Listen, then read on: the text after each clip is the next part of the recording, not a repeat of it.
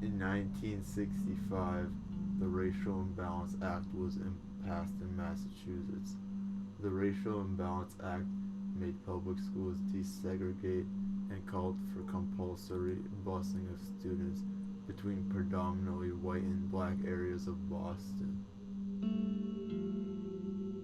The biggest impact was in working class neighborhoods where most kids attended public schools.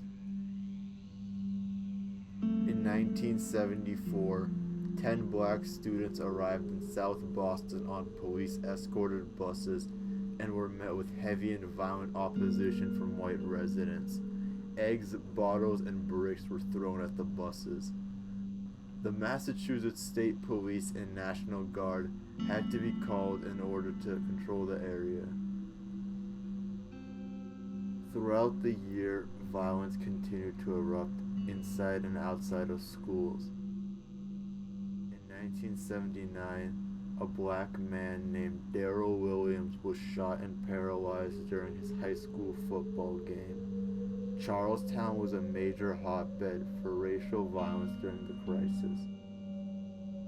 A very racially divided town to this day, Charlestown has felt the long-lasting effects of institutionalized racism in this country. It gained national attention amidst the crisis for the chaos surrounding the high school's integration. Initially in a predominantly white and Irish neighborhood, the high school has since moved to the Black and Latino projects in Charlestown.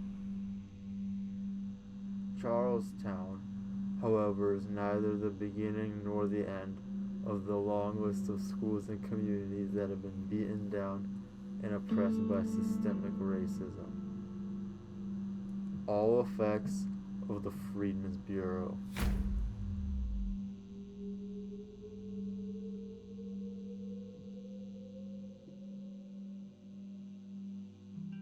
In early March 1865, shortly after the surrender of General Robert E. Lee, Congress created the Freedmen's Bureau, formerly known as the Bureau of Refugees, Freedmen, and Abandoned Lands.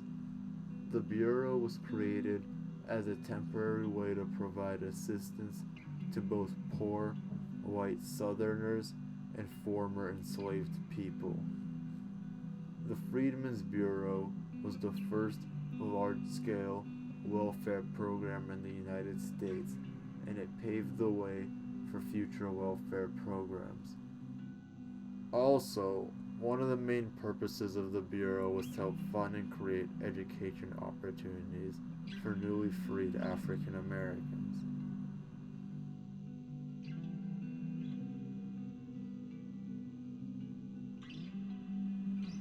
Unfortunately, due to lack of funding and an oppressive opposition from organizations such as the KKK and some government officials, the Bureau's life was short-lived. The short-lived success of the Freedmen's Bureau represents much of the struggle and failure to succeed by not only African Americans, but all minorities alike, at the hand of a government that tries everything in its power to shut them down. Despite being terminated by Congress and Southern opposition in 1872, America is still feeling the reverberations of its effects. The rise and fall of the Freedmen's Bureau is just another mark in American history's long list of failed attempts to better this country.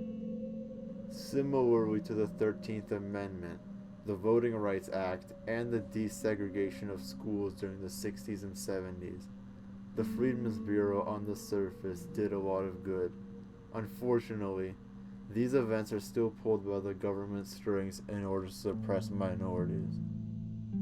Much like how the 13th Amendment had a loophole in it to allow the incarceration of thousands of innocent African Americans, the integration of schools contributed to the white flight, and how when black people started moving into schools, white people fled to the suburbs to keep schools of their own, continuing the trend of leaving minorities their scraps.